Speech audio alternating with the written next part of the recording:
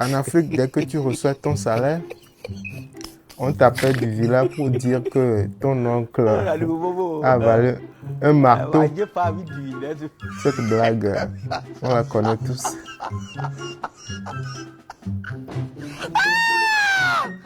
Et pourtant, c'est la réalité de certaines personnes.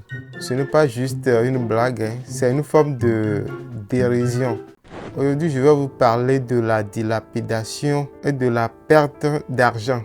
Lorsqu'une personne gagne de l'argent mais ne peut justifier son utilisation ou lorsqu'elle ne parvient pas à démontrer le moindre résultat concret avec ses revenus ou encore lorsqu'elle met de l'argent de côté pour accomplir de bonnes actions pour un projet, mais qu'un événement imprévu comme un accident, une maladie, une affaire de justice survient, gaspillant ainsi tout son argent, son épargne. On dit que cette personne est sous l'emprise de l'esprit de gaspillage.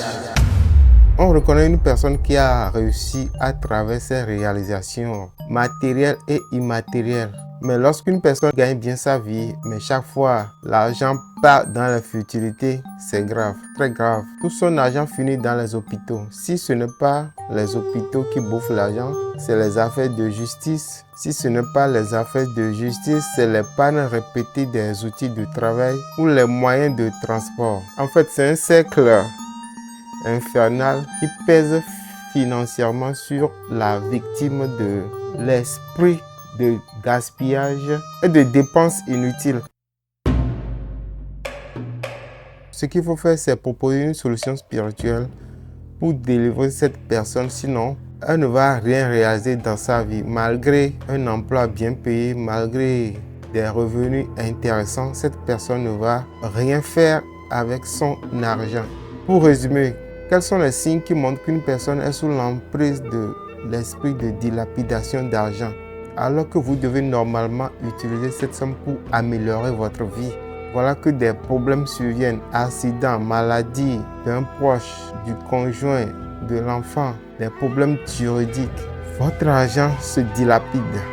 Vos investissements se soldent généralement par des pertes ou des échecs, même si d'autres réussissent dans ce secteur d'activité.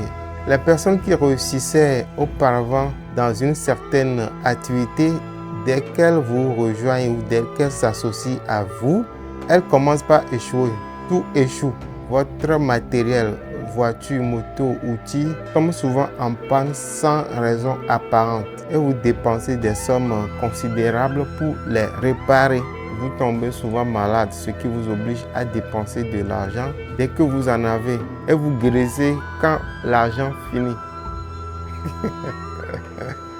Vous avez dépensé votre argent dans les boissons et fêtes alors que vous devez l'investir dans des activités enrichissantes et rentables. Ce n'est qu'après avoir dépensé tout cet argent que vous réalisez que vous devez investir. Et la prochaine fois que vous avez de l'argent, vous répéterez la même erreur. Alors, quelles sont les causes de cette perte inexplicable?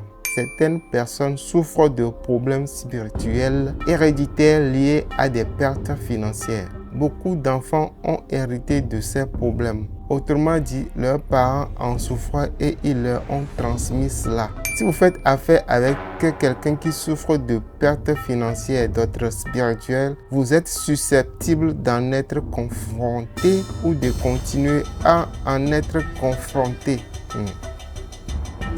Des ennemis maléfiques utilisant la sorcellerie peuvent envoyer des sorts de pertes financières dans votre vie. Cela va donc affecter vos affaires, causant des pertes. Il n'est pas rare qu'une personne en couple avec quelqu'un ayant des problèmes spirituels liés au gaspillage ou aux pertes financières inexpliquées commence à son tour à en souffrir. Si vous êtes en couple avec quelqu'un qui souffre de cela, ça peut vous affecter. Vous allez commencer par subir également ça. Donc c'est très contagieux. Certaines personnes ont des tabous alimentaires. Ces tabous leur assurent une certaine stabilité financière. Ne pas les respecter peut engendrer des pertes ou des difficultés financières.